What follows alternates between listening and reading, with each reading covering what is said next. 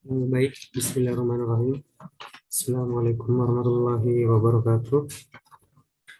Pada kesempatan kali ini, kami akan mempresentasikan hasil dari tugas kelompok kami pada mata kuliah metodologi penelitian, di mana pokok bahasan yang akan kami bahas adalah tentang model pengembangan Ritchie and Klein atau PPA atau Planning Production Evaluation.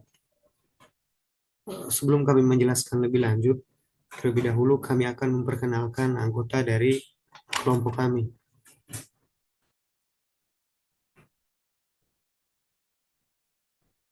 Yang pertama adalah saya sendiri, Nur Salam, dengan NIM 24007301009. Kemudian eh,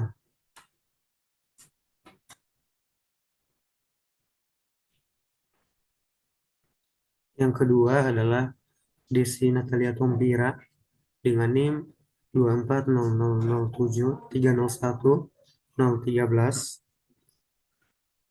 Dan selanjutnya adalah Fajar Mukorobin dengan NIM 24007301019. Baik, eh, untuk presenter pertama yaitu saya sendiri, di mana pokok bahasan yang akan saya bahas yaitu mengenai tinjauan umum, desain dan penelitian pengembangan. Tetap- Tetapi untuk menjelaskan lebih lanjut terkait poin tersebut, sebelumnya saya memberi pengantar mengenai materi metodologi pengembangan Ritchie and Clay atau PPA, di mana planning itu merupakan perencanaan untuk menganalisis kebutuhan di lapangan dalam melakukan studi literatur dengan pengembangan. Kemudian yang kedua adalah production, itu memproduksi atau membuat produk berdasarkan rancangan yang telah dibuat. Yang ketiga adalah evaluation atau evaluasi, yaitu menguji dan menilai produk yang telah digunakan oleh ahli. Kemudian masuk pada pembahasan pokok tadi yaitu tinjauan umum desain dan penelitian pengembangan. Penelitian desain dan pengembangan berupaya menciptakan pengetahuan yang didasarkan pada data yang diperoleh secara sistematis dari praktik. Jadi, untuk menciptakan suatu pengetahuan harus berdasarkan pada data yang memang kita peroleh, yang sudah disusun secara sistematis dari praktik yang kita lakukan. Kemudian definisikan jenis penelitian ini sebagai praktik desain dan pengembangan yang kemudian pada dasarnya bersifat empiris atau berdasarkan pengalaman. Model desain ini posisinya sejajar dengan proses pemecahan masalah ilmiah. Oleh karena itu, tidaklah defisien untuk berasumsi bahwa desain dan pengembangan itu akan memiliki dukungan empiris yang kuat. Namun, secara historikal, penelitian tentang model, alat, dan produk itu tentu sangat terbatas. Itu dilihat dari studi sistematis mengenai proses desain, pengembangan, dan evaluasi dengan tujuan untuk membangun dasar empiris untuk menciptakan produk dan alat instruksional dan non-instruksional. Nah, alat instruksional di sini adalah alat yang digunakan untuk membantu proses belajar. Nah, contohnya seperti alat teknologi digital. Kemudian alat non instruksional. Alat non instruksional itu adalah alat yang digunakan untuk membantu proses belajar yang tidak instruksional. Contohnya itu seperti buku dan lain sebagainya. Serta model baru atau yang disempurnakan yang mengatur proses perkembangannya. Jenis penelitian ini adalah jenis penelitian pragmatis yang kemudian menawarkan cara untuk menguji teori dan memvalidasi praktik yang pada dasarnya telah dilestarikan sebelumnya melalui tradisi yang tak terbantahkan atau tidak bisa diganggu gugat karena sudah divalidasi terlebih dahulu. Selain itu, eh, proses penelitian pengembangan ini adalah cara untuk menetapkan prosedur, teknik, dan alat baru berdasarkan analisis metodis dan kasus-kasus tertentu.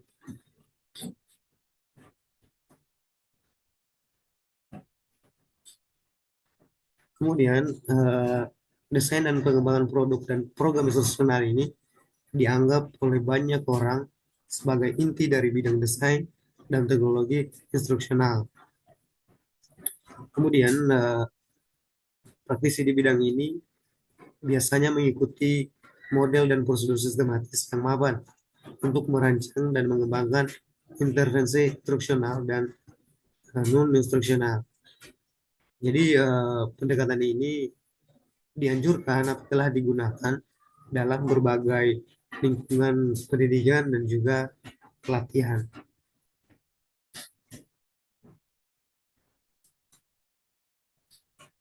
Kemudian, eh, kebutuhan desain dan pengembangan itu yang akan kita bahas selanjutnya. Nah, ini dilihat berdasarkan historical, berdasarkan cerita-cerita dulu, atau historical dulu, atau sejarah. Jadi pada tahun 1953, peneliti Finn menegaskan bahwa bidang audiovisual mengalami dominasi atau gatekeeping yang mencerminkan kemiskinan pemikiran. Dan Finn ini menyarankan bahwa penelitian akan membantu memprofesionalkan bidang tersebut. Kemudian pada satu dekade kemudian, Mark Lake pada tahun 1967 mengemukakan pengembangan materi instruksional yang didasarkan pada pengalaman melalui prosedur ujian yang sistematis. Dan pada tahun 1984, Heinrich menekankan pentingnya penelitian berbasis lapangan untuk menginformasikan praktik. Dan selanjutnya Ritchie pada tahun 1997 menyarankan bahwa praktik tidak cukup diinformasikan oleh penelitian, bahwa penelitian ini tidak cukup selaras dengan praktik. Seperti itu.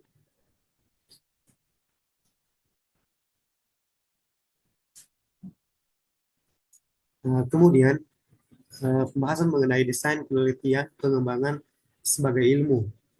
Jadi ini dapat dilihat dari beberapa pendapat tentang peran penelitian dalam desain dan pengembangan. Jadi ada beberapa pendapat. Pendapat pertama itu dari Davis pada tahun 1981. Ia memandang desain dan pengembangan sebagai proses holistik yang tidak dapat dianalisis dan dibeda begitu saja. Tentunya harus metodologis. Kemudian pendapat dari Clark dan Estes pada tahun 1998 mendefinisikan keterampilan sebagai suatu yang didasarkan pada kecelakaan yang menguntungkan. Itu berdasarkan pengalaman pribadi. Wawasan yang direvisi melalui uji coba dan kesalahan yang tentunya sebagai alternatif mereka di dalam menganjurkan untuk mengikuti orientasi teknologi di mana masalah diatasi melalui penggunaan teori ilmiah. Jadi teori-teori yang dijelaskan tadi itu. Jadi mereka Clark dan Estes berpendapat seperti itu.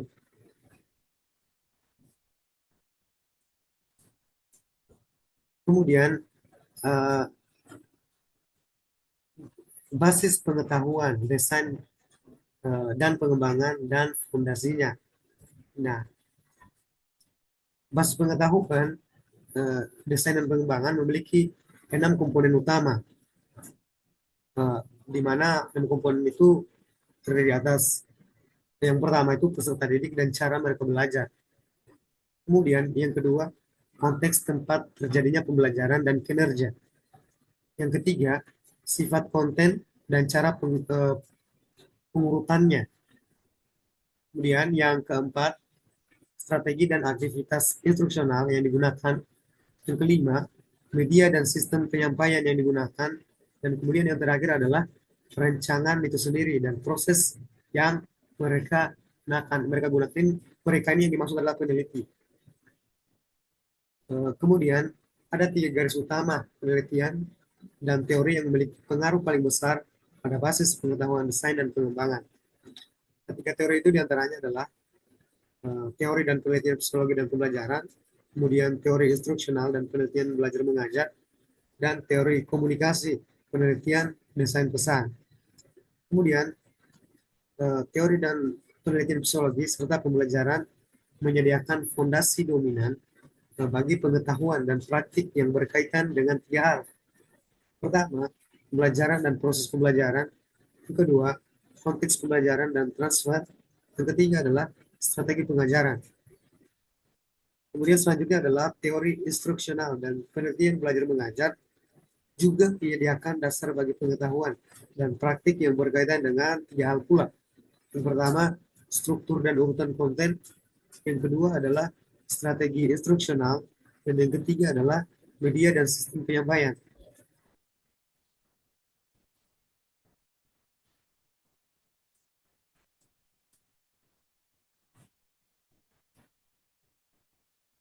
Kemudian, dasar penelitian dan teori dari basis pengetahuan desain dan pengembangan, desain instruksional eh, dan dengan praktiknya dapat dilihat eh, dari dua cara. Yang pertama, desain pelajaran, produk, atau program tertentu. Yang kedua, implementasi dan manajemen keseluruhan proses desain. Nah, kedua landasan tersebut itu dipandu oleh prinsip-prinsip desain untuk memilih dan mengurutkan strategi instruksional yang didukung oleh teori pembelajaran dan penelitian belajar mengajar, dan juga biasanya dipandu oleh model desain sistem instruksional atau ISD yang belum banyak diuji menggunakan penelitian.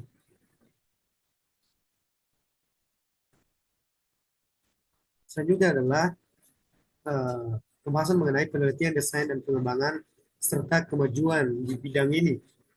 Jadi itu tadi sudah dijelaskan memang. Jadi di sini ditekankan dua kali. Kenapa ditekankan dua kali? Karena itu merupakan hal yang paling fundamental atau paling mendasar.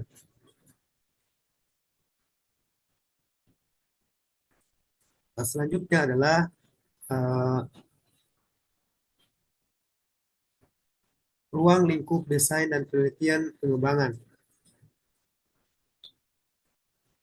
Jadi ada beberapa hal yang harus kita pahami. Yang menjadi judul kecil di sini adalah kelompok perwakilan penelitian desain pengembangan, penelitian desain dan pengembangan. Jadi kita bisa lihat ruang lingkupnya. Yang pertama adalah riset produk dan alat,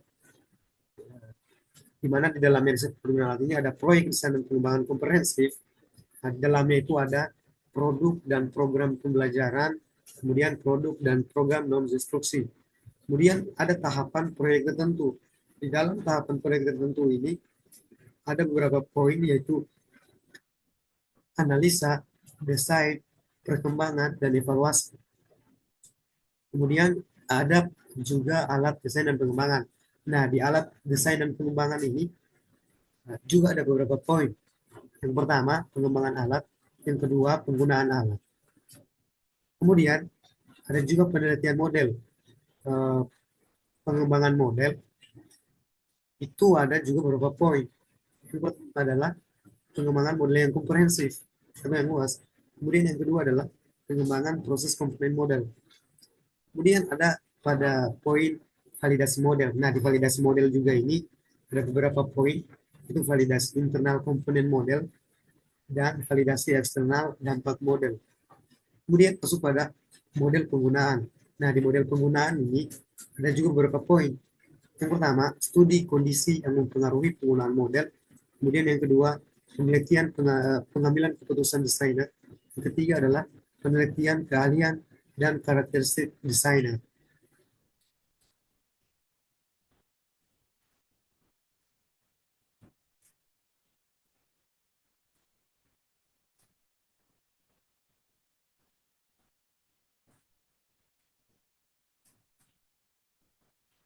Kemudian masuk pada bahasan penelitian tentang desain dan pengembangan produk dan alat. Ada beberapa poin. Yang pertama, penelitian pengembangan produk. Jadi dalam penelitian pengembangan produk ini ada studi produk yang berawal dari desain dan pengembangan produk atau program instruksional atau non instruksional. Kemudian yang kedua adalah penelitian pengembangan alat. Jadi di dalamnya itu terdapat perancangan instruksional yang menggunakan berbagai alat dalam menjalankan suatu proyek. Karena alat-alat ini berkisar dari alat bantu kerja yang berbasis kertas sehingga hingga pada sistem pendukung kinerja elektronik PSS.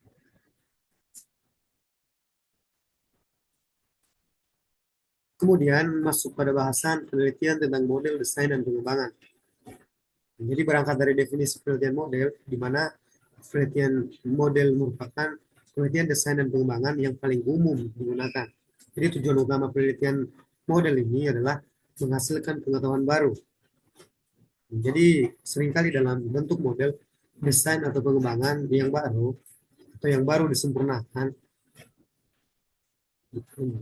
Jadi penelitian ini dapat juga menekankan model yang komprehensif atau teknik atau proses desain tertentu.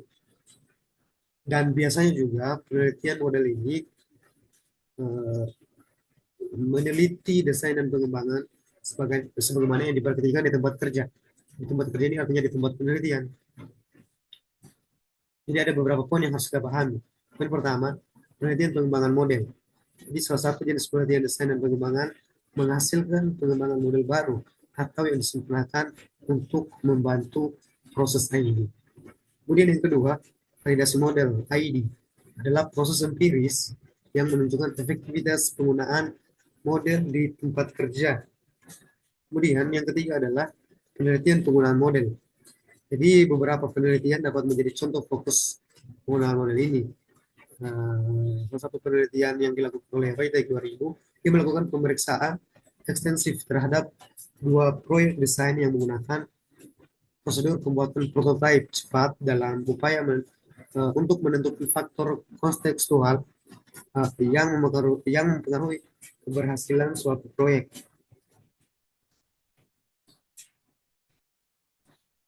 Kemudian masuk pada pembahasan hasil penelitian produk dan alat serta penelitian model.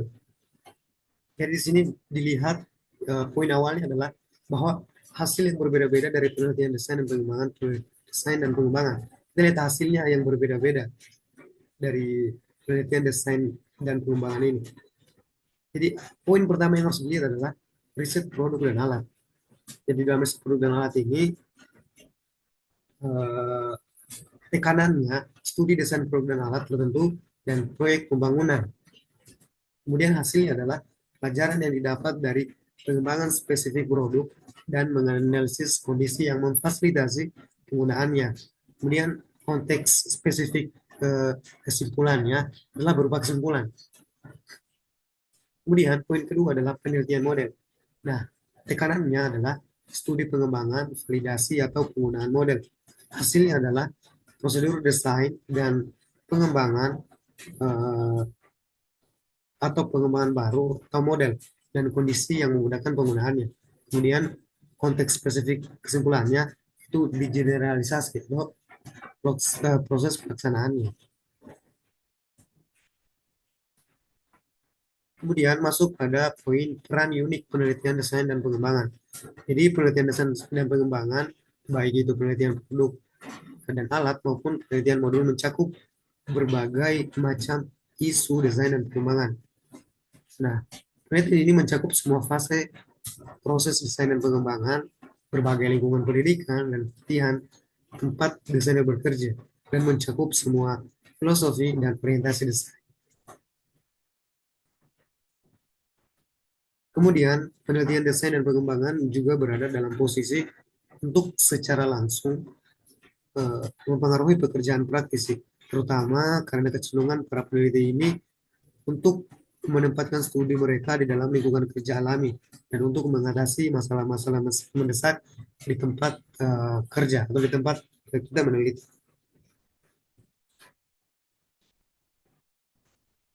Kemudian mengidentifikasi penelitian desain dan pengembangan masalah.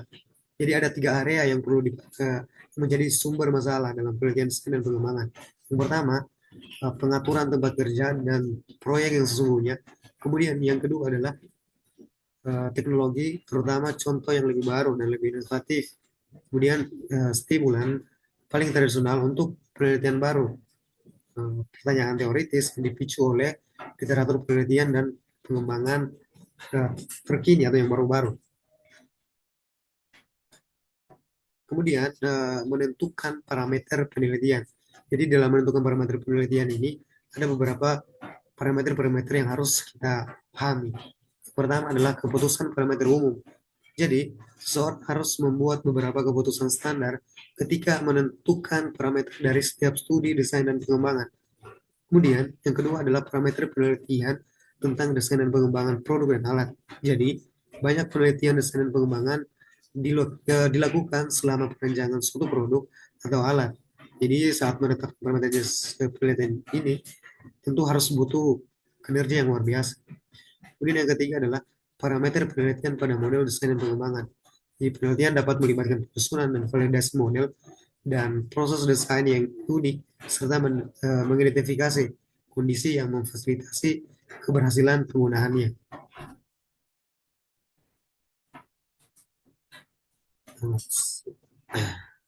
Selanjutnya adalah uh, metodologi penelitian desain dan pengembangan. Itu yang seharusnya kita bahas. Jadi kita harus pahami yang pertama adalah hakikat desain penelitian. Jadi ada beberapa hal umum yang perlu dipertimbangkan saat merancang proyek penelitian apapun. Itu yang pertama adalah menetapkan validitas kesimpulan akhir. Yang kedua, menetapkan kondisi yang membuat kesimpulan dan pernyataan kausal yang masuk akal. Yang ketiga, memfasilitasi generalisasi dan interpretasi. Yang keempat adalah mengantisipasi masalah yang mungkin timbul selama melakukan penelitian. Kemudian, poin kedua adalah menetapkan validitas. Jadi, tugas utama dalam desain penelitian adalah menetapkan kondisi yang memungkinkan seseorang membuat kesimpulan yang memang benar-benar valid sebagai hasil dari proses penelitian. Ini sangat penting, sangat urgent. Kemudian yang ketiga adalah memfasilitasi gagasan kausalitas. Jadi desain penelitian, terutama desain kuantitatif, berkaitan dengan tiga isu utama yang memungkinkan untuk menyimpulkan bahwa variabel independen dan dependen saling terkait secara kausal, baik itu perbandingan, manipulasi, dan juga kontra. Kemudian poin selanjutnya adalah memfasilitasi generalisasi dan interpretasi. Jadi desain penelitian kuantitatif berupaya untuk menetapkan validitas eksternal, sehingga temuan dari studi tertentu dapat digeneralisasikan ke populasi yang lebih besar. Jadi itu bisa diinterpretasikan melalui fasilitas-fasilitas proses pengeneralisasian. Kemudian selanjutnya adalah mengantisipasi dan menghindari masalah. Jadi desain penelitian adalah proses mengantisipasi segala sesuatu yang akan terjadi selama penelitian.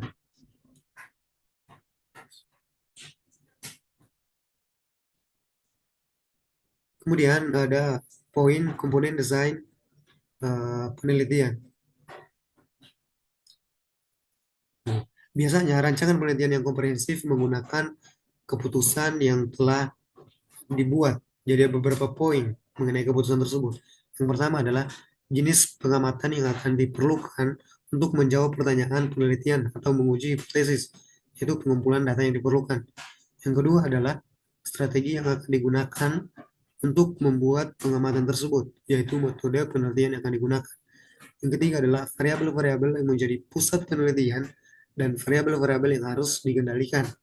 Yang keempat adalah para peserta dalam proyek penelitian. Yang kelima adalah instrumen dan pengukuran variabel. Dan selanjutnya adalah analisis data. Kemudian kita harus memahami ciri-ciri desain dan pengembangan metodologi penelitian.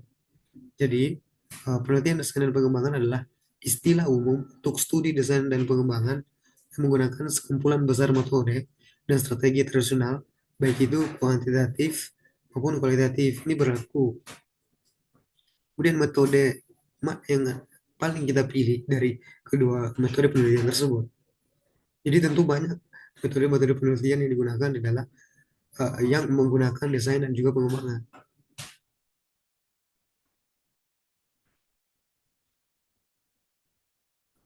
Kemudian metode dan strategi desain dan pengembangan yang umum digunakan tadi kan sudah dijelaskan. Baik, selanjutnya adalah menyesuaikan metode dan pengembangan desain penelitian, ya, atau menyesuaikan metode dan pertanyaan dalam pengembangan penelitian. Jadi biasanya pertanyaan yang muncul adalah apakah metode penelitian terbaik yang dapat digunakan dalam studi desain dan pengembangan tertentu, yang tentunya harus didorong pada keputusan yang memang pertanyaan penelitian dalam studi tersebut bukan oleh bias atau orientasi filosofis dari seseorang atau pendapat dari seseorang. Kemudian masuk pada poin mengklasifikasikan tujuan penelitian desain dan pengembangan. Yang pertama adalah pengelompokan pertanyaan atau hipotesis penelitian yang kita lakukan berdasarkan tujuan umumnya. Semua penelitian dapat dilihat sebagai eksploratif, deskriptif, dan juga eksplanatif. Ada banyak contoh penelitian desain dan pengembangan eksploratif, deskriptif, dan juga eksplanatif. Misalkan yang dikemukakan oleh MC Kennedy dan Van dan Acker pada tahun 2005, mereka menyoroti proses dan prinsip yang digunakan dalam membangun alat berbasis komputer untuk membangun kurikulum.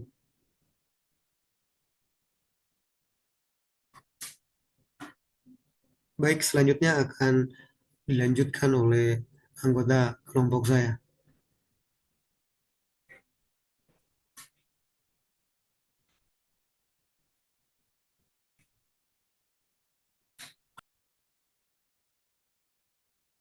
Baiklah, setelah tadi sebelumnya dipaparkan mengenai gambaran umum tentang penelitian desain dan pengembangan serta bagaimana planning atau proses perencanaannya. Kita selanjutnya akan membahas mengenai bagaimana produk dan alat dikembangkan atau production, strategi dalam desain dan implementasi produk penelitian, dan berbagai contoh metode yang digunakan dalam proses produksi. Eh, Pada bagian ini, bagian D, penelitian produk dan alat, metode, serta strateginya. Eh, Kita akan mengkaji dari penelitian sebelumnya mengenai metode dan strategi penelitian yang digunakan dalam produk representatif, program, dan studi alat dalam penelitian ini. Ini juga terkait dengan pengembangan produk dan program, berbagai fase desain dan pengembangan dalam penelitian, serta pengembangan dan penggunaan alat dalam penelitian. Dalam studi desain dan pengembangan produk atau program, proses dimulai dari analisis dan evaluasi dengan tujuan mengembangkan penggunaan alat yang dapat digunakan untuk membantu dan mendukung proses belajar mengajar. Studi pengembangan ini adalah penelitian deskriptif yang menggunakan metode studi kasus. Banyak dari studi ini menggambarkan keseluruhan rentang hidup proses pengembangan produk secara terperinci. Proyek-proyek ini memberikan deskripsi yang luas tentang desain dan pengembangan, serta detail teknologi yang digunakan di dalamnya. Yang pertama itu ada studi kasus, metode campuran. Studi ini adalah contoh penelitian metode campuran yang digunakan untuk mengembangkan dan mengevaluasi sistem dukungan pesan motivasi dalam pendidikan jarak jauh. Penelitian ini dilakukan oleh Fisher dan kawan-kawan pada tahun 2002, di mana menghasilkan produk instruksional yang dirancang untuk digunakan bersama dengan materi pendidikan jarak jauh lainnya.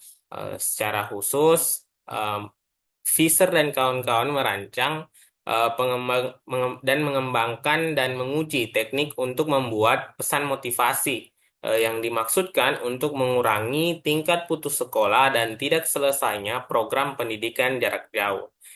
Desain penelitian Fisher dan kawan-kawan menyediakan proses pengumpulan data sistematis yang menghasilkan prototipe produk akhir terlebih dahulu.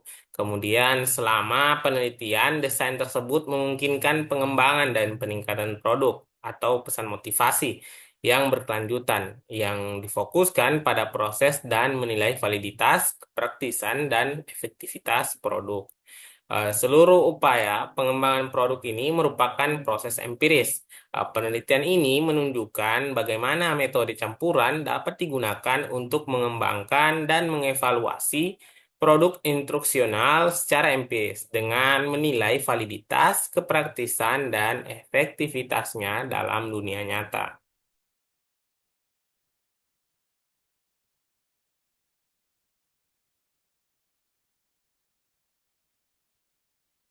Selanjutnya, yang kedua, studi metode kualitatif ganda. Studi ini merupakan penelitian pengembangan produk yang berfokus pada bagaimana situs web dirancang dan diuji.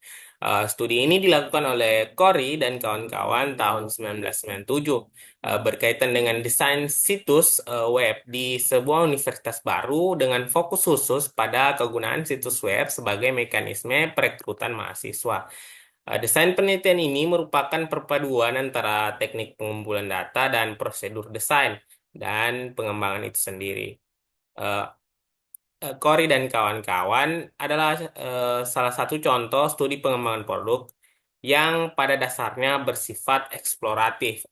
Ini menunjukkan bagaimana desain dan pengembangan dapat didasarkan pada pengalaman nyata. Studi ini menggunakan beberapa metode penelitian kualitatif seperti observasi lapangan dan metode berpikir lantang dan wawancara yang mendalam. Metode penelitian yang digunakan mencakup observasi lapangan dengan mengamati bagaimana pengguna berinteraksi dengan situs web, serta bagaimana wawancara mendalam dilakukan untuk menanyakan pengalaman pengguna setelah mereka mencoba menggunakan situs web tersebut, di mana pengujian kegunaan ini dilakukan dengan membandingkan situs web universitas yang sudah ada dengan situs web yang baru. Eh, Studi ini adalah contoh penelitian eksploratif dalam desain dan pengembangan produk berbasis teknologi, pendekatan dengan metode campuran, kombinasi desain produk, dan metode penelitian kuantitatif untuk mengevaluasi kegunaan. Dapat memberikan manfaat tentang bagaimana situs web dioptimalkan untuk pengguna dan bagaimana penelitian berbasis pengalaman nyata dapat membantu dalam pengembangan produk digital. Yang yang ketiga selanjutnya, strategi penelitian pengembangan program. Bagian ini menjelaskan penelitian yang fokus pada pengembangan dan evaluasi program pendidikan atau pelatihan, bukan hanya pengembangan produk tunggal seperti buku teks atau perangkat lunak. Penelitian ini umumnya mencakup berbagai bentuk strategi evaluasi program serta menggunakan banyak metode umum yang ditemukan dalam penelitian pengembangan produk. Uh, Salah satu contohnya yaitu penelitian Martin dan Bramble tahun 1996 yang menggunakan prosedur desain sistem instruksional atau ISD untuk mengkonfigurasi ulang program pelatihan militer tradisional menjadi program yang disampaikan melalui televisi interaktif. Tahap evaluasi program difokuskan pada efektivitas strategi instruksional dan dampak format penyampaian baru terhadap prestasi peserta didik. Penelitian pengembangan program berbeda dari penelitian pengembangan produk karena skalanya lebih besar dan lebih kompleks. Evaluasi sangat penting dalam penelitian ini untuk memastikan bahwa metode pengajaran dan media penyampaian yang digunakan itu efektif dalam meningkatkan hasil belajar. Metode penelitian yang digunakan juga biasanya menggabungkan desain sistem instruksional atau ISD untuk perancangan program dan evaluasi formatif dan sumatif untuk mengukur efektivitasnya. Selanjutnya yang keempat, studi evaluasi program. Bagian ini membahas salah satu penelitian Sullivan dan kawan-kawan tahun 2000 yang merupakan contoh penelitian evaluasi program instruksional dalam skala besar. Sullivan dan kawan-kawan merupakan representasi penelitian pengembangan program yang berfokus pada dampak program instruksional. Prosedur implementasi dan revisi kemudian didokumentasikan dan data dampak dikumpulkan menggunakan survei sikap siswa dan guru serta tes prestasi siswa. Uji lapangan yang berlangsung berfungsi sebagai bagian dari evaluasi formatif materi. Setelah waktu itu, implementasi program berskala penuh dimulai, data kemudian dikumpulkan dan diimplementasi. Hal ini mengukur pengetahuan umum tentang energi serta perilaku energi di luar sekolah. Data evaluasi ini juga disintetis untuk menghasilkan daftar pelajaran yang luas tentang upaya pengembangan program berskala besar. Penelitian ini menekankan pentingnya evaluasi program, bukan hanya pengembangannya saja. Metode evaluasi yang digunakan dapat membantu dalam merancang program pendidikan yang lebih efektif. Pelajaran dari studi ini dapat diterapkan pada berbagai skala program, termasuk proyek yang lebih kecil, tapi tetap membutuhkan evaluasi sistematis.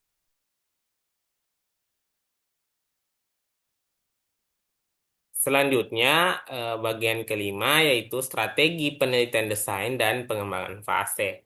Bagian ini menjelaskan bahwa tidak semua penelitian desain dan pengembangan mencakup keseluruhan proses, tetapi ada juga yang hanya fokus pada fase-fase tertentu dalam proses pengembangannya. Misalnya, salah satunya itu penelitian Ling dan Cherrow tahun 1990 yang menggambarkan hanya pada fase penilaian kebutuhan yang menggunakan survei, jejak pendapat, dan pengujian di sekolah, serta kelompok fokus. Pada bagian ini, tidak semua penelitian, desain, dan pengembangan perlu meneliti seluruh proses. Banyak hanya fokus pada fase-fase tertentu saja.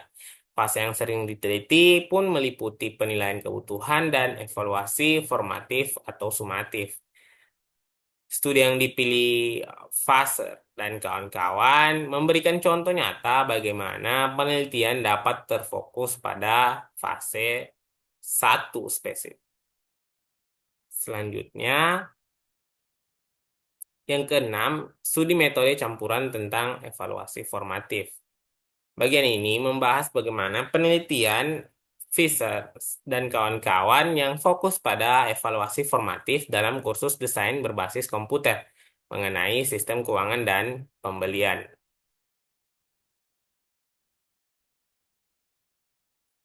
Evaluasi formatif dilakukan dalam 3 tahap dalam upaya desain dan pengembangan. Tahap-tahap tersebut meliputi tinjauan ahli tentang konten dan desain antarmuka pengguna selama fase pengembangan. Tahap kedua yaitu evaluasi instruksi secara langsung sebelum uji coba. Dan tahap ketiga uji coba skala penuh. Fisher dan kawan-kawan menggunakan pengukuran kualitatif atau kajian ahli dan wawancara mendalam selama evaluasi 1 lawan 1 dan kuantitatif atau survei, tes, dan data kerja selama beberapa waktu. Studi ini memberikan model tentang bagaimana seseorang melakukan pendekatan terhadap evaluasi formatif serta diskusi tentang pelajaran yang dipetik terkait biaya dan waktu yang dialokasikan untuk kegiatan tersebut. Selanjutnya, bagian ketujuh, studi metode kuantitatif ganda tentang evaluasi formatif. Nah, bagian ini membahas penelitian Tikaut dan kawan-kawan yang menggunakan 3 pendekatan evaluasi sumatif dalam pelatihan. Evaluasi ini tidak hanya mengukur hasil pelatihan, tapi juga bagaimana pelatihan diterapkan di dunia kerja. Tikaut dan kawan-kawan menjelaskan metode untuk menggabungkan 3 pendekatan berbeda terhadap evaluasi sumatif instruksi, mengukur efektivitas pelatihan, efisiensi pelatihan, dan transfer pelatihan. Pertama, Tigor dan kawan-kawan harus mendefinisikan setiap variabel secara operasional dan mengidentifikasi indikatornya. Efektivitas pelatihan ini diukur melalui penilaian pengawas terhadap kinerja di tempat kerja. Dari tugas yang disediakan, data ini kemudian dikumpulkan 8 bulan setelah pelatihan. Transfer diukur menggunakan laporan diri tentang berapa kali peserta pelatihan melakukan setiap tugas yang dilatihkan di tempat kerja. Efisiensi pelatihan juga terkait dengan jumlah waktu yang dialokasikan untuk setiap tugas yang diajarkan dalam kursus. Setiap tugas diklasifikasikan sebagai latihan berlebih, latihan kurang, atau latihan yang sesuai. Penelitian ini yang menggabungkan berbagai aspek evaluasi pelatihan, bukan hanya mengukur hasil akhirnya saja. Metode yang digunakan sepenuhnya kuantitatif dengan kombinasi survei, analisis statistik, dan transformasi data. Wawasan dari evaluasi ini dapat langsung diterapkan dalam pengembangan kursus lebih lanjut untuk meningkatkan efektivitas pelatihan. Selanjutnya, strategi penelitian pengembangan dan penggunaan alat. Pada bagian ini akan membahas bagaimana penelitian desain dan pengembangan semakin berfokus pada pengembangan dan penggunaan alat untuk mendukung proses desain instruksional dan pembelajaran. Beberapa penelitian desain dan pengembangan terbaru lebih berkonsentrasi pada studi pengembangan dan penggunaan alat daripada produk atau program. Alat ini memudahkan desain dan pengembangan itu sendiri atau mendukung proses belajar mengajar, sehingga tidak mengherankan sebagian besar alat ini berbasis komputer dan penelitian hanya diarahkan untuk mengotomatisasikan desain dan pengembangan melalui penggunanya. Penelitian pengembangan alat menggunakan banyak metode dan strategi yang sama seperti penelitian pengembangan produk. Namun penelitian ini sangat bergantung pada metodologi studi kasus dan teknik evaluasinya. Penelitian desain dan pengembangan tidak hanya menciptakan materi pembelajaran, tetapi juga alat bantu yang dapat mempermudah desain dan pengajaran. Sebagian besar alat yang dikembangkan berbasis teknologi komputer untuk mengotomatiskan atau meningkatkan efisiensi dalam pembelajaran dan desain instruksional. Penelitian ini juga sering menggunakan pendekatan studi kasus dan evaluasi, mirip dengan penelitian pengembangan produk, tetapi lebih spesifik pada alat bantu.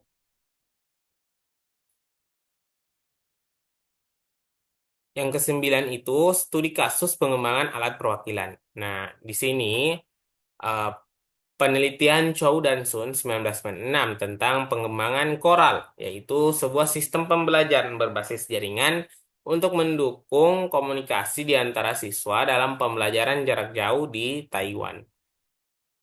Di sini, pada studi kasus, mengikuti fase-fase model ESD tradisional, atau analisis dan desain, pengembangan, dan evaluasi. Sebuah tim yang meliputi fakultas dan mahasiswa yang keduanya mewakili teknisi jaringan dan pendidik melaksanakan proyek tersebut.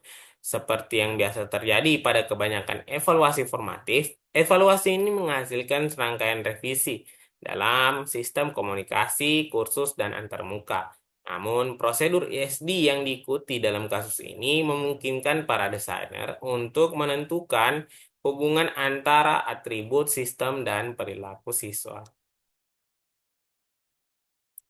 Model ESD ini diterapkan secara sistematis, memastikan bahwa sistem dikembangkan berdasarkan kebutuhan pengguna dan diperbaiki melalui evaluasi formatif. Pendekatan penelitian yang digunakan bersifat campuran, yaitu eksploratif, deskriptif, dan eksplanatif, dengan kombinasi berbagai metode penelitian. Studi ini menunjukkan bahwa pengembangan alat pendidikan harus mempertimbangkan dampaknya terhadap perilaku siswa, bukan hanya aspek dan teknologinya.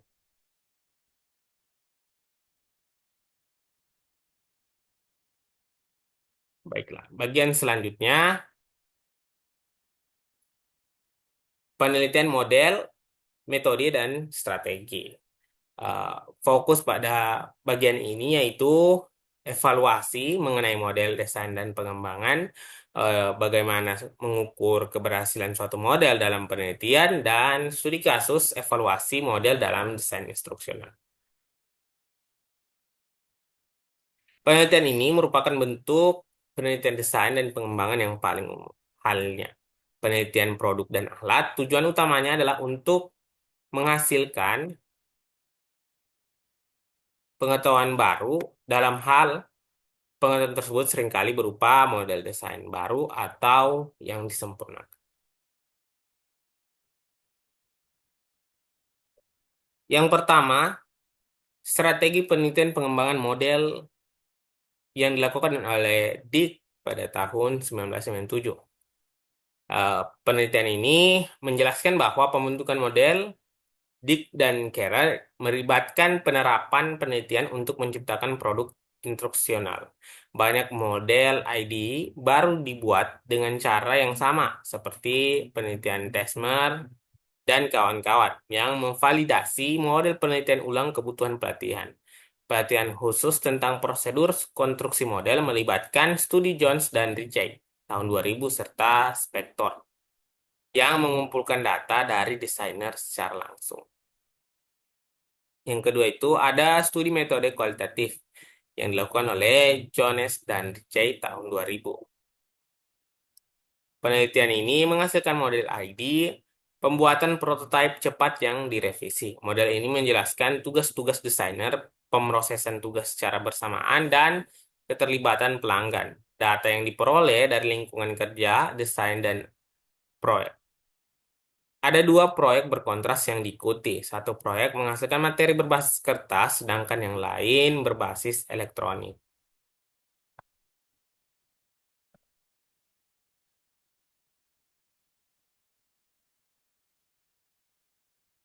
Selanjutnya, yang ketiga, studi metode campuran representatif yang dilakukan Spector dan kawan-kawan pada tahun 1992. Spector dan kawan-kawan mengembangkan model berorientasi kognitif untuk instruksi berbasis komputer atau CBI melalui simulasi aktivitas desain dan pengembangan tujuan untuk menggambarkan pergeseran antara pemikiran analitis dan intuitif selama proses desain. Mereka mengumpulkan data dari 16 peneliti yang mencakup profil, biografi, dan catatan pengamatan. Setelah menyelesaikan tugas desain, desainer menjalani tinjauan sejawat dan wawancara terstruktur. Data yang diperoleh mendukung model input, proses, output yang dihipotesiskan. Selanjutnya yang keempat, strategi penelitian validasi model. Ritchie tahun 2005 menjelaskan 5 pendekatan berbeda untuk validasi, termasuk 3 metode validasi internal, yaitu kajian, ahli, dokumentasi kegunaan, dan investigasi komponen. Dan 2 metode validasi eksternal, yaitu evaluasi lapangan dan pengujian kontrol. Eh, Selanjutnya, studi tinjauan ahli yang representatif. Studi ini dilakukan oleh Weston dan kawan-kawan, di mana Weston menyusun dan memvalidasi model untuk fase evaluasi formatif. Model ini menekankan 4 komponen utama, yaitu partisipan, peran, metode, dan situasi. Prosedural validasi menggunakan tinjauan ahli untuk menemukan data yang mendukung model. Pendekatan berbeda ini menggunakan tulisan para ahli sebagai sumber data. Terdapat analisis konten dari 11 teks yang sering dikutip untuk mengidentifikasi dukungan ahli terhadap komponen model. Data ini disajikan dalam bentuk naratif dan ringkasan kualitatif. Selanjutnya, yang keenam, studi dokumentasi kegunaan representatif yang dilakukan oleh Forst tahun 1998. Ini adalah studi validasi model internal yang sering menjadi bagian dari proyek penelitian desain dan pengembangan yang lebih besar. Studi validasi memiliki kegunaan yang mirip dengan penelitian penggunaan model, tetapi dengan fokus yang lebih jelas pada dokumentasi kegunaan dalam aktivitas konstruksi model. Studi Forsyth tahun 1998 menunjukkan bagaimana dokumentasi kegunaan dapat diterapkan dalam validasi model. Force membangun model ISD untuk program pelatihan pelatih berbasis komunitas, mencakup pengembangan instrumen dan materi instruksional. Studi ini dilakukan dalam 3 fase dengan dokumentasi kegunaan pada fase kedua dan menghasilkan catatan harian tentang proses dan pelajaran yang dipelajari, yang mendukung model akhir sesuai kebutuhan pendidikan berbasis masyarakat. Yang ketujuh, investigasi representatif variabel komponen yang dilakukan oleh Quinones tahun 1995.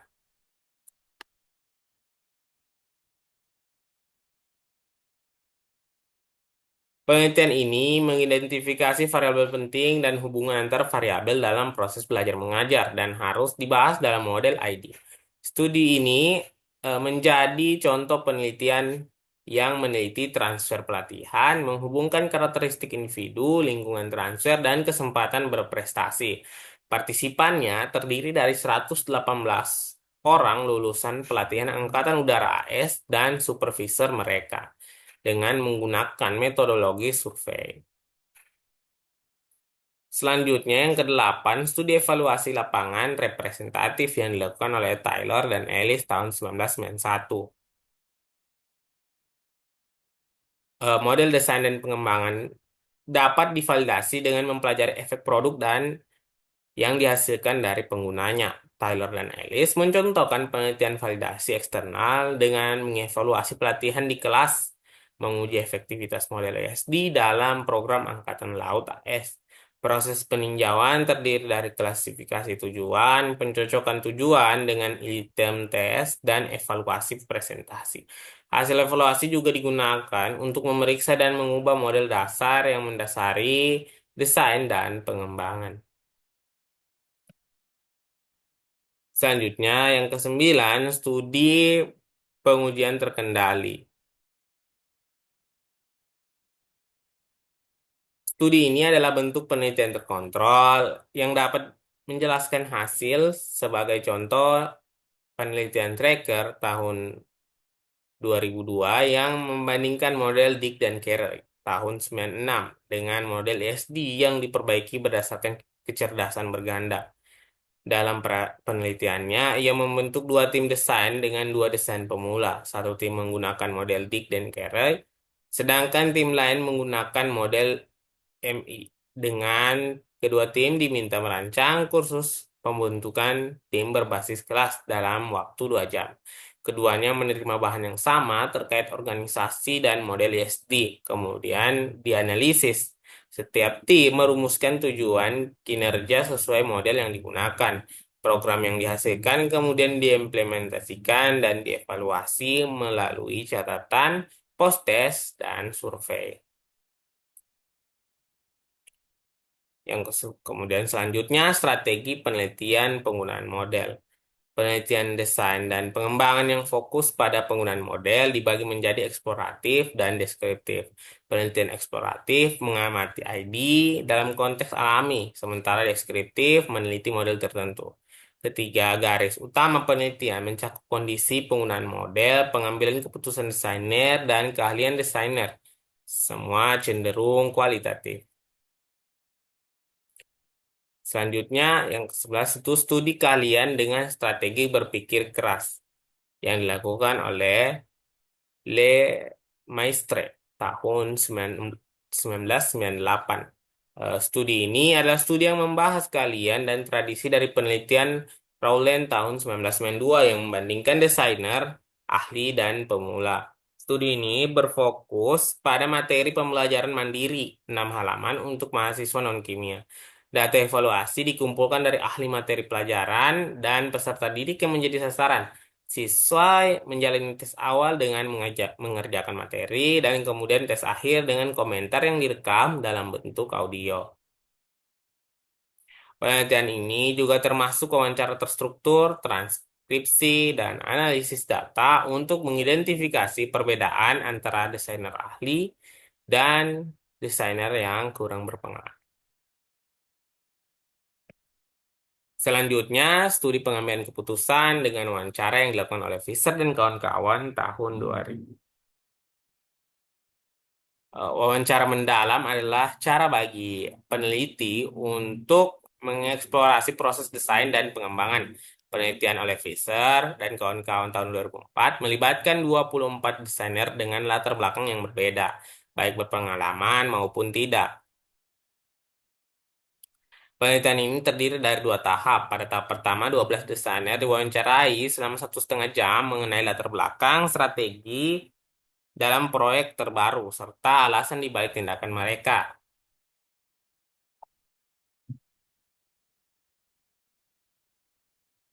Pada putaran kedua, dua desainer lain diwawancarai dengan prosedur yang sama dan semua data dianalisis untuk memahami tindakan desainer dan menghasilkan deskripsi rinci tentang aktivitas mereka. Ini merupakan studi eksploratif yang menyelidiki pekerjaan desain sebelumnya. Kemudian, yang selanjutnya, studi kualitatif tentang kondisi pengaruh penggunaan model.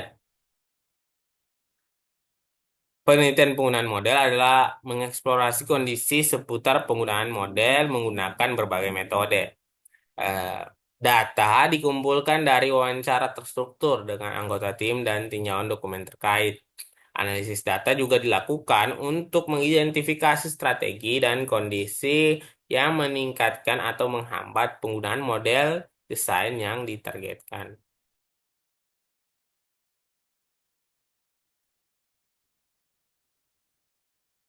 Selanjutnya, memilih peserta dan pengaturan. Nah, pada proses pemilihan peserta dan pengaturan ini terdapat beberapa hal-hal yang perlu diperhatikan. Yang pertama itu memilih tempat studi. Nah, penelitian desain dan pengembangan biasanya terikat pada konteks dan kondisi tempat yang kritis, sehingga penekanan antar latar penelitian dan orang yang berpartisipasi dalam penelitian adalah sama besar.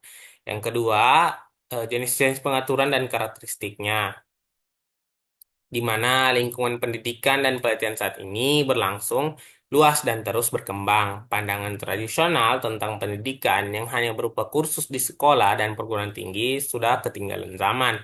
Saat ini sudah banyak dibuka e-learning yang berkembang dan digunakan pada lingkungan bisnis, kesehatan, serta lembaga masyarakat. Kemudian yang ketiga, mencocokkan pengaturan dan pertanyaan penelitian. Keputusan penting mengenai latar ialah apakah latar telah mencakup kondisi dan elemen yang dibahas pada pertanyaan penelitian. Apakah masalah yang terkait dengan pertanyaan penelitian itu ada, dan apakah aspek penelitian dapat diidentifikasi dengan mudah menggunakan latar tersebut. Misalnya, ada seorang peneliti ingin mempelajari sistem kinerja pengukuran dalam organisasi nirlaba. Ia memiliki desain penelitian pertanyaan. Penelitian pun telah disusun dan selanjutnya menemukan latar yang tepat untuk penelitian. Dalam hal ini, peneliti telah membangun karakteristik penelitian ke dalam desainnya dengan memilih berbagai jenis organisasi nirlaba. Hal ini menjadi salah satu kesulitan peneliti dalam menemukan latar yang sesuai dengan proses penelitian yang ditargetkan. Selanjutnya, yang keempat itu masalah praktis dalam pemilihan pengaturan. Kelayakan adalah pertimbangan utama saat memilih partisipan dan latar untuk studi desain dan pengembangan. Kelayakan berarti sejauh mana studi dapat dilakukan secara praktis dan berhasil, tergantung pada sumber daya yang tersedia. Tanpa dukungan dari organisasi, peneliti bisa memiliki sumber daya yang terbatas. Akses partisipan juga menjadi masalah yang utama. Tanpa akses, studi tidak bisa dilakukan. Selanjutnya, yang kelima, memilih peserta studi. Partisipan dalam penelitian desain dan pengembangan mungkin dipilih karena keterikatan mereka dengan organisasi atau peran mereka. Selanjutnya, yang keenam, jenis peserta, di mana studi tentang pengembangan produk instruksional melibatkan perancang, pengembang, klien, dan evaluator, sehingga jenis pesertanya perlu diperhatikan dengan lebih baik. Kemudian yang ketujuh, peserta pengambilan sampel. Penelitian desain pengembangan biasanya memilih sampel peserta dari populasi yang diamati dengan mengikuti teknik pengambilan sampel kualitatif yang telah ditentukan. Ini mencakup pengambilan sampel acak, pengambilan sampel yang bertujuan, dan menggunakan sampel yang mudah. Pengambilan sampel acak ini sangat penting dalam penelitian kualitatif. Teknik ini memastikan bahwa setiap anggota populasi memiliki peluang yang sama untuk dipilih sebagai partisipan. Pengambilan sampel yang bertujuan adalah teknik yang digunakan peneliti studi kualitatif untuk memilih partisipan dengan latar yang sesuai dengan kriteria studi. Partisipan dipilih agar dapat mengembangkan pemahaman tentang situasi yang diteliti. Sementara yang terakhir, menggunakan sampel yang mudah memiliki perbedaan antara pengambilan sampel yang disengaja dengan yang mudah. Pengambilan sampel yang sengaja memilih partisipan berdasarkan pertanyaan penelitian, sedangkan yang mudah memilih kasus yang tersedia. Selanjutnya, yang kedelapan, peserta dan penetapan solusi dari desain. Penelitian desain pengembangan dapat dilakukan di tempat seperti sekolah, universitas, tempat bisnis, organisasi kesehatan, pemerintah, bahkan organisasi militer.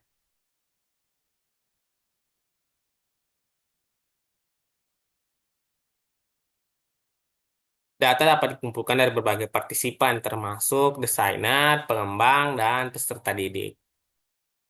Kemudian yang kesembilan, peserta dan pengaturan dalam penelitian produk dan alat. Studi produk dan alat terkait dengan lingkungan proyek yang mempengaruhi proses desain dan pengembangan. Beberapa penelitian di antaranya itu dilakukan Octave Engel tahun 2021, Ling dan Carroll tahun 1990, dan Kozalka tahun 2001.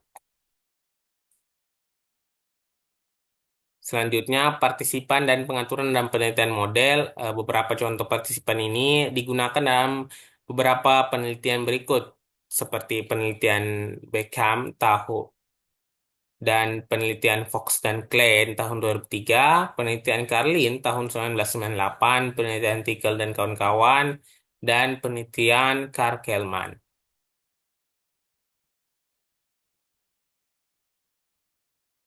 11 itu pertimbangan etika untuk perlindungan peserta. Studi tentang pengembangan produk instruksional melibatkan perancang, pengembangan, klien, dan evaluator, yang mana perlu dipertimbangkan dalam melakukan proses penelitian khususnya untuk melindungi peserta dari hal-hal yang tidak diinginkan.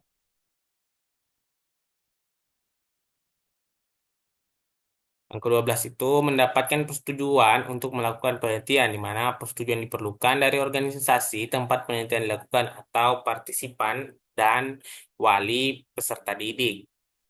Yang ke-13 mendapatkan persetujuan berdasarkan informasi, di mana peserta penelitian memiliki hak untuk mendapatkan persetujuan berdasarkan informasi yang mereka peroleh. Yang ke-14 mendapatkan persetujuan berdasarkan yang maksud mohon maaf, yang ke-14 menghindari pemaksaan, di mana paksaan ini terjadi saat seorang tidak bisa menolak untuk ikut penelitian, terutama jika ada tekanan dari pihak yang terkait. Peneliti harus peka terhadap paksaan halus. Partisipan harus diberitahu bahwa mereka tidak bisa menolak dan mengundurkan diri kapan saja tanpa hukuman. Yang ke-15, menjaga kerahasiaan dan memastikan anonimitas.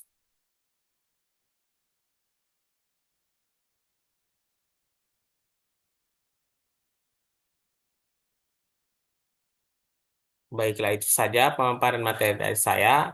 Selanjutnya akan dilanjutkan oleh teman kelompok saya.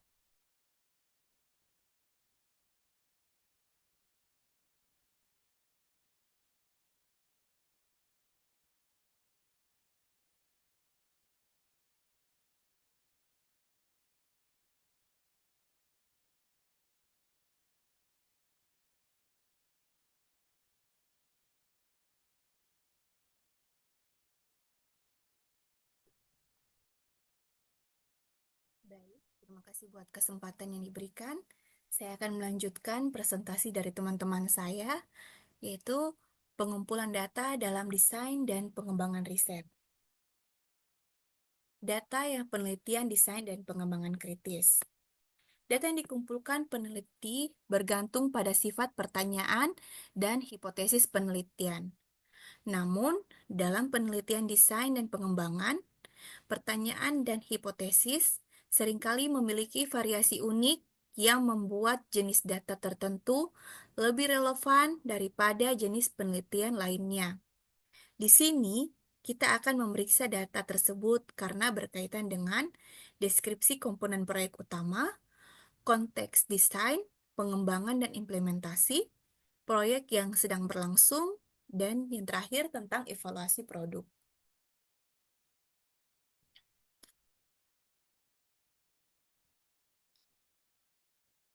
Kita masuk ke data profil. Proyek penelitian, desain, dan pengembangan biasanya memiliki dua jenis partisipan. Kategori pertama terdiri dari semua orang yang mungkin terlibat dalam proyek tertentu. Studi desain dan pengembangan mungkin memiliki rentang jenis partisipan yang lebih luas daripada jenis penelitian lainnya. Studi desain dan pengembangan seringkali tidak hanya melibatkan desainer dan pengembangan itu sendiri, tetapi juga tim desain, klien, instruktur, dan peserta didik. Namun, studi desain dan pengembangan juga memiliki jenis partisipan lain, yaitu proyek itu sendiri. Yang kedua, data konteks, di mana data konteks merupakan bagian penting dari banyak studi, desain, dan pengembangan, sebagaimana pentingnya konteks bagi proyek ID itu sendiri. Setidaknya ada 3 konteks berbeda yang memiliki implikasi besar bagi desain dan pengembangan. Yang pertama, lingkungan tempat desain dan pengembangan berlangsung, lingkungan tempat intervensi dilaksanakan, dan lingkungan kinerja tempat keterampilan dan pengetahuan diterapkan. 3. Data uji coba. Terakhir, penelitian desain dan pengembangan, seperti halnya desainer sendiri, mengumpulkan data evaluasi produk dari peserta didik dan instruktur. Dalam banyak hal, desainer dan penelitian tertarik pada jenis data evaluasi yang sama. Semuanya tertarik pada data yang menggambarkan kinerja pemain utama dan data yang menjelaskan keberhasilan atau kegagalan produk. Kita masuk pada materi selanjutnya, yaitu instrumen pengumpulan data. Penelitian yang mempelajari desain dan pengembangan cenderung menggunakan berbagai macam instrumen pengumpulan data. Beberapa alat pengumpulan data yang umum digunakan dalam penelitian desain dan pengembangan sehingga layak disebut secara khusus. Berikut ini kami membahas dan memberikan beberapa contoh. Yang pertama, catatan pekerjaan. Yang kedua, survei dan kuesioner. Yang ketiga, protokol wawancara. Dan yang keempat, panduan observasi. Kita mulai dari catatan pekerjaan. Catatan kerja merupakan instrumen pengumpulan data, desain, dan pengembangan yang umum.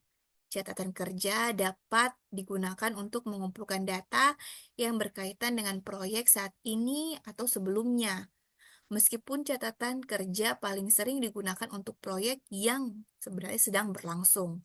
Ini, di samping ini saya menyertakan gambar salah satu contoh dari catatan kerja yang berdasarkan dari perancangan atau pengembangan sebuah proyek yang sedang berlangsung. Yang di bawahnya, catatan kerja desainer atau pengembangan yang berorientasi pada tugas dan proyek-proyek sebelumnya. Survei dan kuesioner. Survei dan kuesioner digunakan di banyak studi desain dan pengembangan. Gambar 7.4 yang digunakan dalam penelitian Ritchie, Files, and Folkson 2001 untuk mengumpulkan data profil desainer. Banyak dari pertanyaan ini dapat dimodifikasi dan digunakan untuk mengumpulkan data demografi instruktur. Ini salah satu contoh survei karakteristik perancang. Bisa kita lihat pada gambar di samping. Survei dan kuesioner ini bisa kita gunakan tergantung kebutuhan kita masing-masing.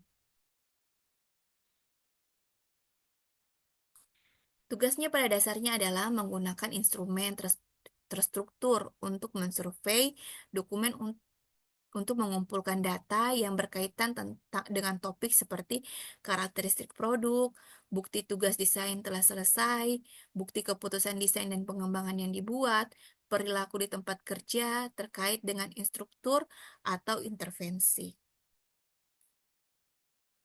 Yang ketiga yaitu protokol wawancara. Protokol wawancara hanyalah kuesioner terbuka. Protokolnya adalah terutama penting dalam wawancara panjang, seperti yang biasanya terjadi dalam banyak studi desain dan pengembangan. Menetapkan kontrol pada proses wawancara, memastikan bahwa semua konten tercakup dan serupa petunjuk digunakan dengan semua peserta. Yang terakhir, panduan observasi. Peneliti desain dan pengembangan terkadang mengumpulkan data melalui observasi langsung. Biasanya, hal ini melibatkan observasi satu atau beberapa hal berikut: desainer dan pengembangan saat mereka bekerja, instruktur yang menggunakan produk atau alat pengajaran dalam mengajarkan produk, pembelajar menggunakan produk pengajaran yang baru diproduksi, kinerja di tempat kerja dari orang-orang yang telah berpartisipasi dalam intervensi tertentu. Di samping adalah salah satu contoh dari paduan observasi.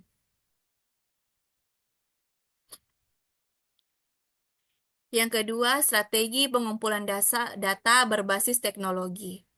Saat ini, pengumpulan data semakin difasilitasi oleh teknologi.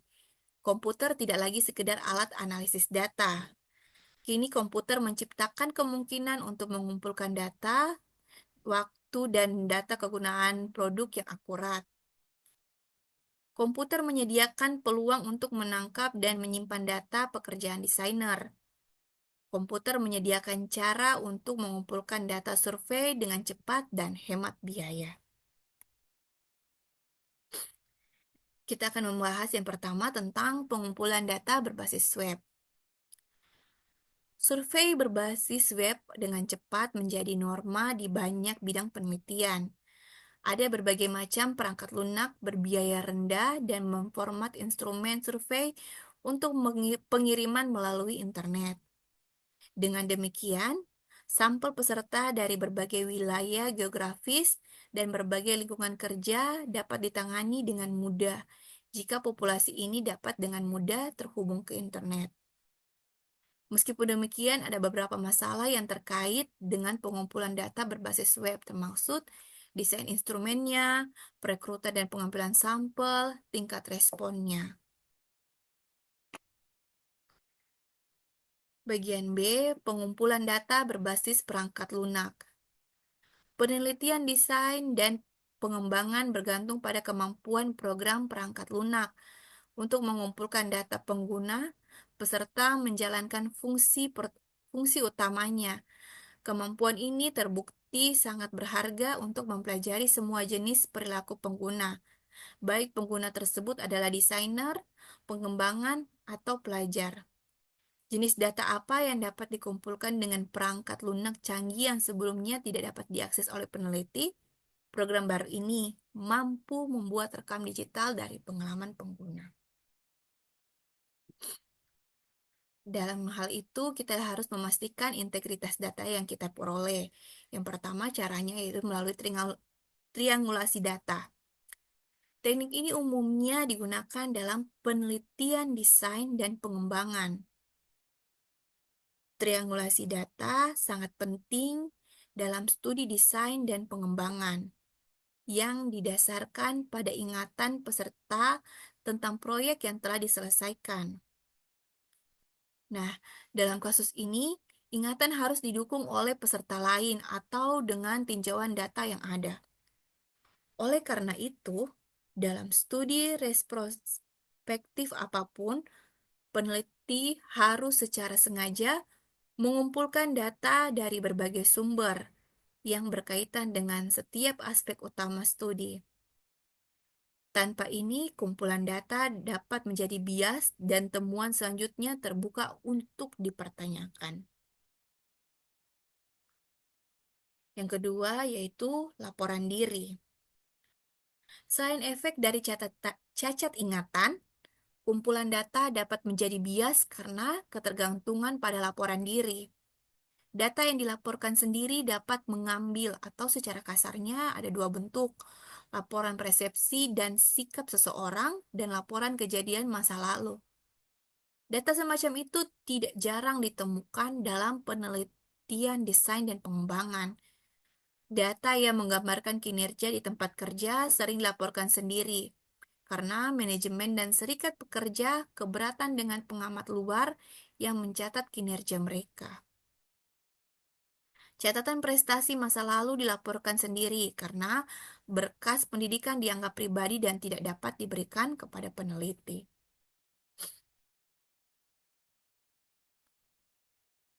Yang ketiga, mengakomodasi batasan organisasi. Terkadang, rencana pengumpulan data terbaik digagalkan oleh keputusan organisasi yang berpartisipasi. Misalnya, data transfer yang dijadwalkan untuk dikumpulkan 3 bulan setelah sesi pelatihan, tetapi perusahaan kemudian memiliki tenggang waktu yang mendesak untuk dipenuhi, dan Anda hanya dapat mengumpulkan data pada 6 minggu atau 6 bulan setelah pelatihan. Atau Anda akan melakukan kelompok fokus yang terdiri dari satu perwakilan dari setiap departemen dan tepat sebelum sesi. Dua departemen mencegah perwakilan mereka hadir karena tekanan pekerjaan. Itu merupakan salah satu batasan dari salah satu organisasi. Selanjutnya, interpretasi temuan desain dan pengembangan. Riset adalah tentang menciptakan pengetahuan, dan dengan demikian, tujuan dari setiap proyek riset bukan hanya untuk mengumpulkan data, tetapi untuk memperoleh makna dari data tersebut. Proses mengekstraksi makna dari data penuh dengan bahaya kesalahan logika, bias pribadi, dan kebutuhan profesional. Kita akan membahas tentang kontribusi desain dan pengembangan riset. Nah, pada dasarnya, kami melakukan penelitian dalam upaya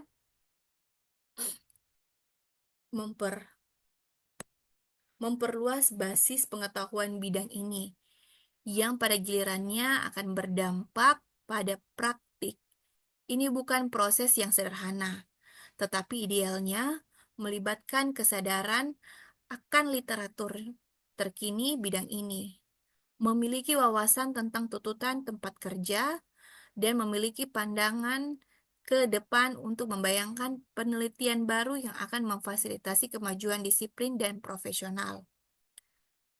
Temuan dari kedua jenis penelitian ini dapat dipahami dalam hal bagaimana keduanya memperluas basis pengetahuan, menghasilkan penelitian baru, menetapkan dasar-dasar teori baru.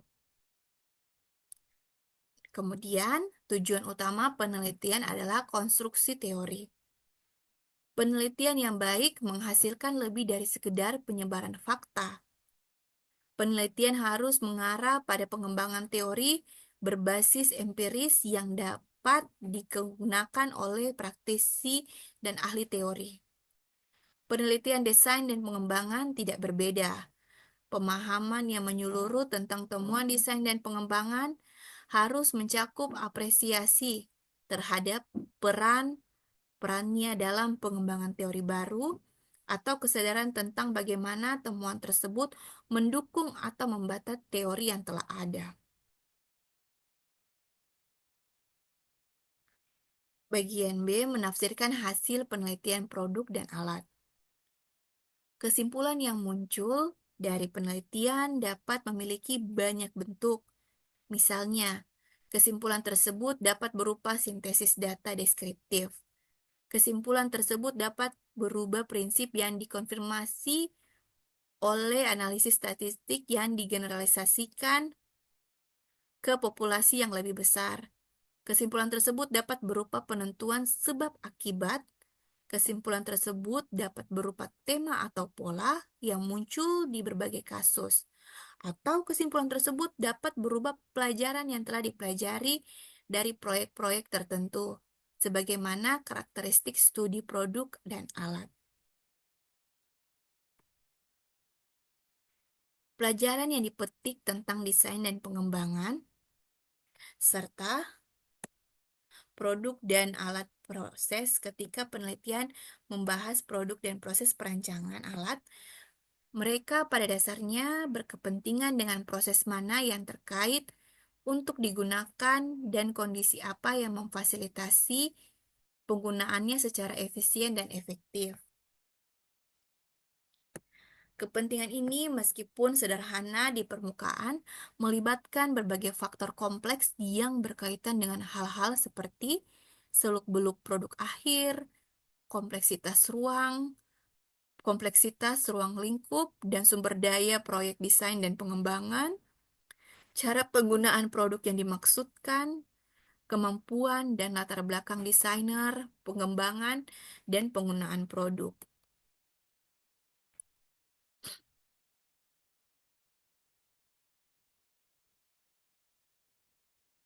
Selanjutnya kita akan bahas tentang status dan masa depan desainer dan pengembangan riset.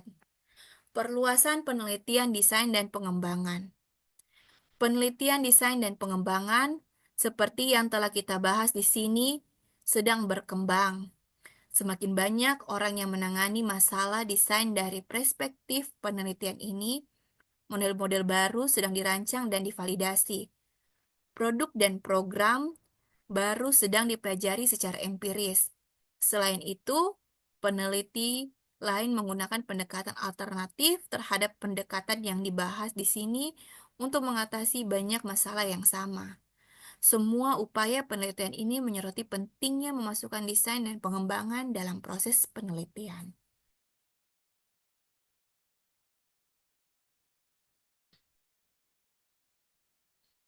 Kondisi yang mengembangkan perancangan dan pengembangan riset. Ketidakpuasan terhadap orientasi penelitian yang ada, mengapa penelitian berpengalaman menjadi tidak puas dan pendekatan penyelidikan tradisional, teknik penelitian kualitatif dan kuantitatif telah terdokumentasi dengan baik dan menawarkan peluang untuk mengatasi berbagai masalah yang diteliti. Di bidang ADT, studi tentang pengajaran dan pembelajaran terus memberikan landasan yang kuat bagi sebagian besar berbasis pengetahuan desain dan pengembangan. Baik, demikian presentasi dari kami. Saya kembalikan kepada moderator.